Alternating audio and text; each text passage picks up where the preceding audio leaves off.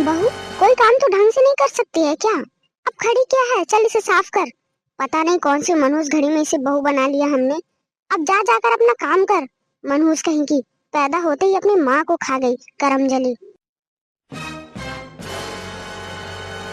क्या हुआ माँ, क्यों सुबह सुबह आप इस मनहूस के मुंह लग रही हो? एक काम इसे सही से नहीं होता है। पता नहीं क्या सोचकर इसके बाप ने इसे हमारे गले में डाल दिया है। ये सब छोड़िए माँ, आपके लिए खुशखबरी है। क्या बेटा, कल छोटू आ रहा है? सच बेटा, आंखें तरस गई है उसे देखने के लिए। कल पूरे 5 साल बाद अपने बेटे को देखूंगी। हाँ माँ, देखना तो मैं भी बहुत चाहता हूँ, लेकिन अगर वो बदला नहीं होगा तो, अगर वो हमारे जैसा नहीं बना होगा तो, अगर वो औरों की तरह नरम दिल का हुआ तो। देख बेटा, जो होगा सो होगा, और उसे ये सब मानना पड़ेगा क्योंकि इस घर में मेरी चलती है। वो भी वही करेगा जो मैं कहूंगी। जल्दी से उसके लिए लड़की देखना चालू करो। जल्दी से जल्द उसकी शादी करनी होगी। ठीक है माँ। नेहा, नेहा जी। देखो नेहा, कल मेरा छोटा भाई आ रहा है। घर की और रूम की साफ सफाई कर लो। और हाँ, कल जो भी खाना बनेगा सब छोटू की पसंद का बनेगा। और हाँ, ध्यान से, कोई गलती बर्दाश्त नहीं करूंगा मैं। और गलती होने पे अंजाम क्या होगा तुम्हें भी पता है। जी, मैं पूरी कोशिश करूंगी, मुझसे कोई गलती नहीं होगी। सासू माँ, खाना लगा दूं? तेरा दिमाग तो सही है ना, छोटू आएगा तभी मैं खाना खाऊंगी, वरना नहीं। तू इंतजार कर। और हाँ, कोई गड़बड़ नहीं। सासू माँ, आपके खाने का समय हो गया है, इसीलिए बोल रही थी। क्या बात है मनहूस, अब तो तेरी जुबान भी चलने लगी है। माँ, मुझे समझ नहीं आता है, आप इसके मुंह लगती ही क्यों हो? पता नहीं।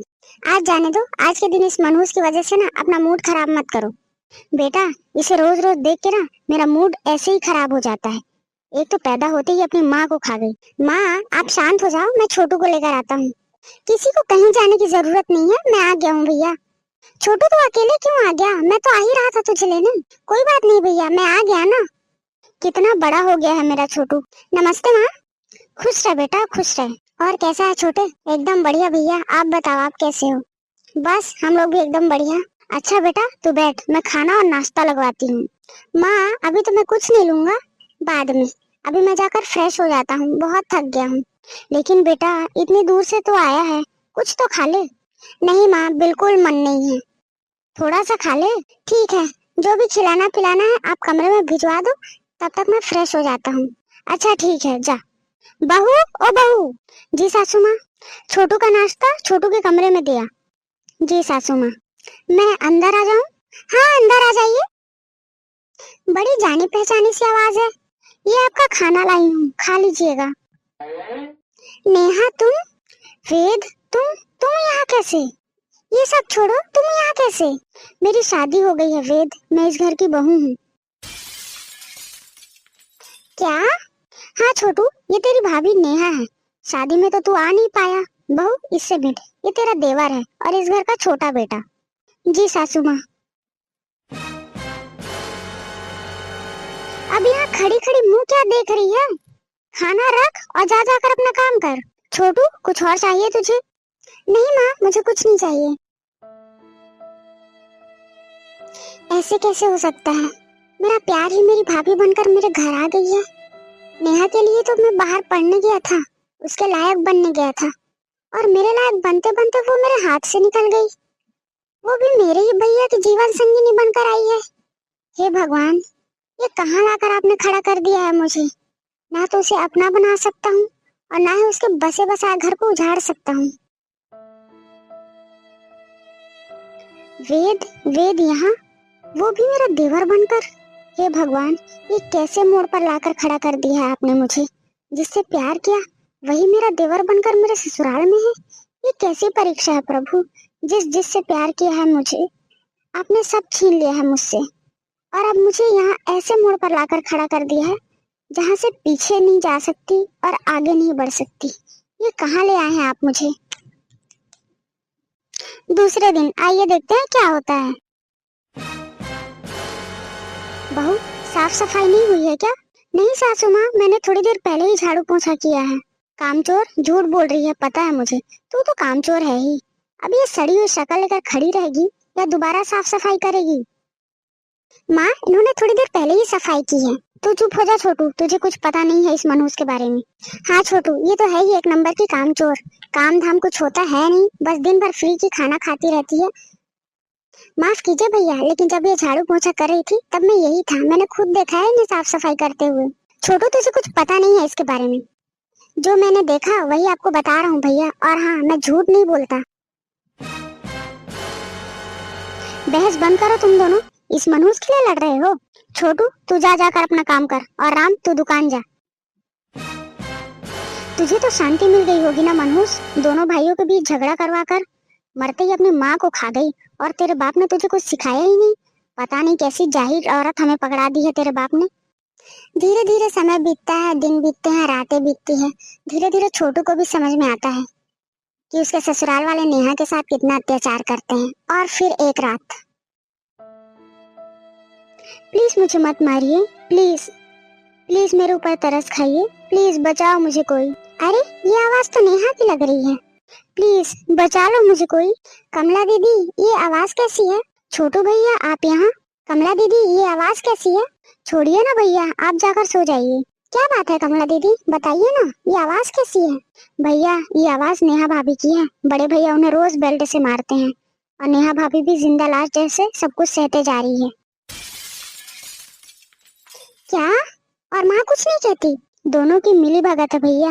अम्मा जी रोज भाभी के कामों में कमी निकालती हैं और उन्हें ताने मारती हैं कि वो पैदा होते ही अपनी माँ को खा गई। भाभी के पिता ने बहुत दहेज दिया इन्हें, लेकिन इन्होंने दहेज और पैसे की मांग कर करके भाभी के पिता को मानसिक प्रताड़ित कर दिया, जिससे उन्हें हार्ट अटैक आ गया और उनकी मौत हो गई।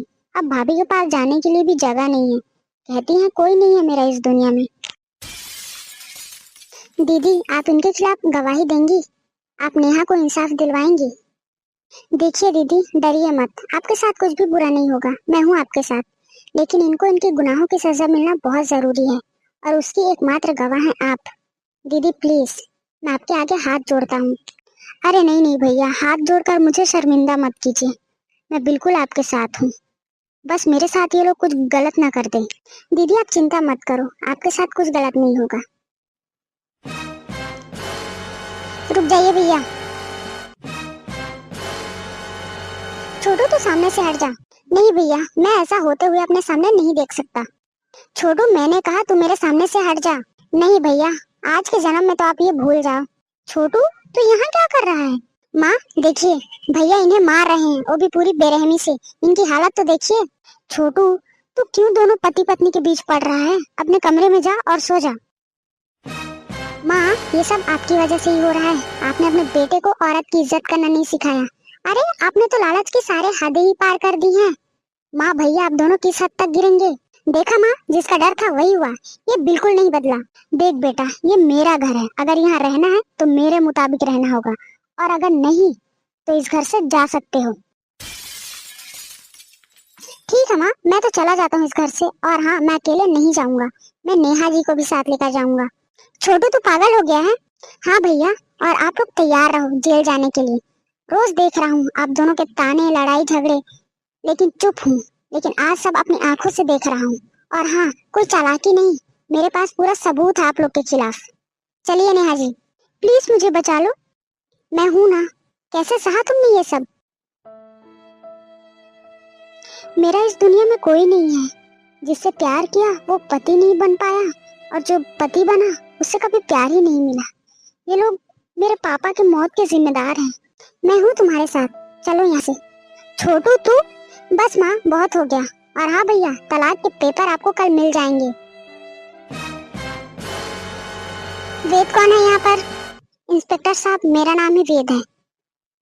ये मेरी माँ और ये मेरे भैया हैं। मेरे भैया मेरी भाभी को रोज मारते हैं बेल्ट से। इनकी हालत देखिए आप। ये मेरी माँ है, इन्हें रोज ताने मारती हैं, पता नहीं क्या क्या बोलती हैं। दहेज के लिए इन लोगों ने इनके पापा को इतनी यातनाएं दी कि उन्हें हार्ट अटैक आ गया है। इन्हें गिरफ्तार कीजिए, और जितनी अच्छी सजा मिले उतनी अच्छी सजा दीजिए।